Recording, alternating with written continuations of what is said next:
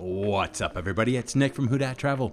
Now, my family and I just got back from our February 2022 trip to Walt Disney World. It was a kind of a short trip, but a well-needed trip because, well, we love Disney and we love the art festival. So we decided that we would go just for a few days, and boy, did we learn some new things.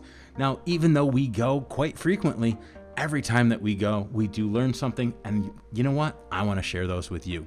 So if you like these type of videos, please give it a huge thumbs up, smash that like button if that's what you're into, and of course, if you would, hit the subscribe button and the bell to be notified when I release new content. With that being said, well, let's get into what we learned this week. The first thing that I want to talk about that we learned last week is that crowd calendars are worthless. Yeah, it's don't even look at them.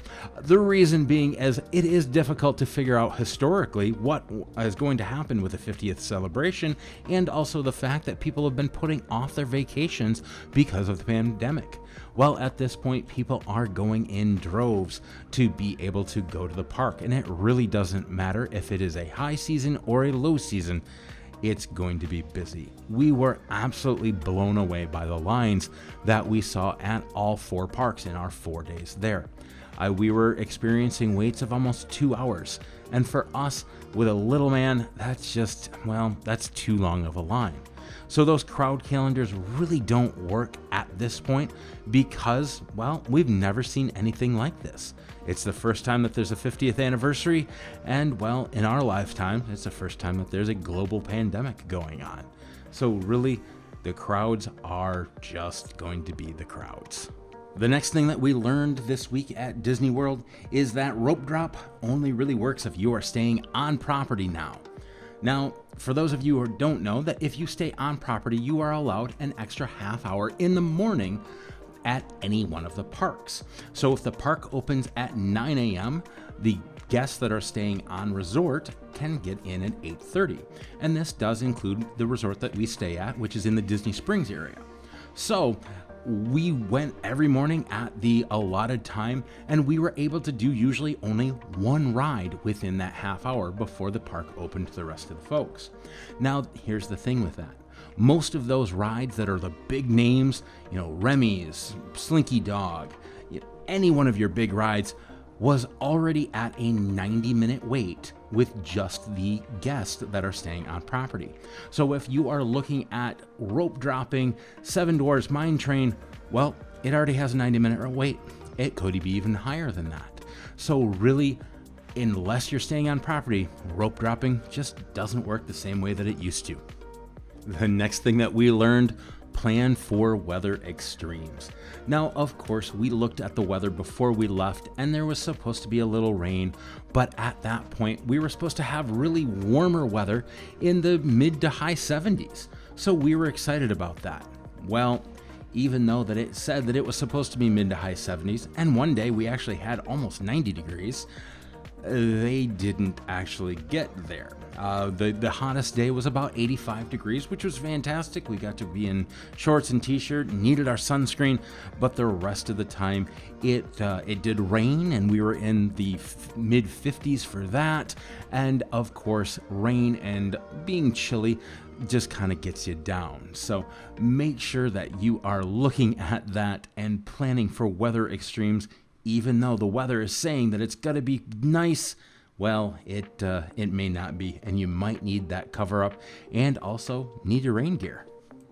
I hate to admit it, but we learned this one the hard way. And what other way is there to learn it unless you're listening to somebody on YouTube who, well, just learned things the hard way.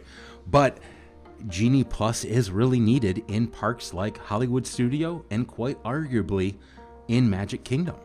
Now, we went to Magic Kingdom in the morning as normal. We went back for our nap time back to the resort, and then came in the evening as we always do.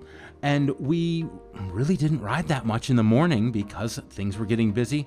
The time that we got to ride the most was the last 2 hours of the park before closure.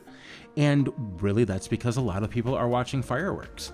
So if you're there to watch the fireworks, well, that strategy may not work for you. It did for us because we've watched those fireworks before. But really, with Hollywood Studios, there wasn't a time that we were able to really ride those rides, there's always a wait. And really with a toddler that doesn't want to wait over, 45 minutes is usually kind of our limit for most rides, really Genie Plus is the only way to go. And it's just one more expenditure that you might have to pay for and plan for. The next thing that we learned on our February 2022 trip to Walt Disney World and the Festival of the Arts is that if you saw a short food line at the festival, you probably should get in it at that point rather than waiting. We saw some extraordinarily long lines, and I'm not talking just for a popcorn bucket, which of course was gone by the time that we were there, but hey, we looked. I'm talking just for normal food. The lines at Germany and also the Encanto booth were definitely much longer than we really expected.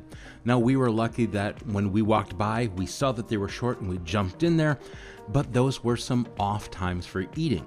Later in the evening or earlier in the morning, those were the best times that we found to be able to get into those much sought after food lines and be able to get that fare before other people.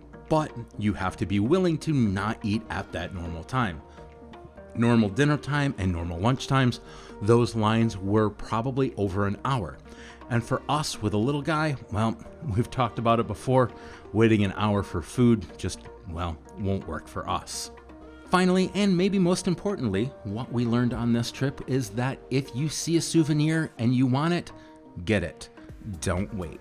Now, I am guilty as anyone else of just thinking, I'll buy it later in the day because I don't want to carry it around, or I'll buy it when we're in the park on our last day, just because, I'm not sure why I do that, I just do.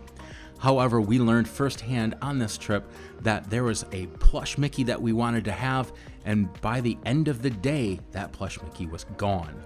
Supply chain issues have definitely hit Disney, and in the fact that we actually saw things that should have been out for Christmas, it's February and they just suddenly appeared like a goofy reindeer, I think it was. I mean, it was something that definitely should have been out for Christmas, and it's now February. So if you want something, get it now. Don't wait until the end of your trip. Don't wait until the end of the day. Just get it and figure out how to carry it around. So there you have it, 6 things that we learned and felt that we needed to share with you guys so that you don't make the same mistakes that we did. If it helped you, please give the huge thumbs up. It does help with spreading my videos out to bigger audiences with YouTube, and they can be helped as well. Also, if you don't want to miss a video, please hit that subscribe button and that bell to be notified when I release new content. With that being said, have a great day, and we'll see you real soon. Thanks, everybody.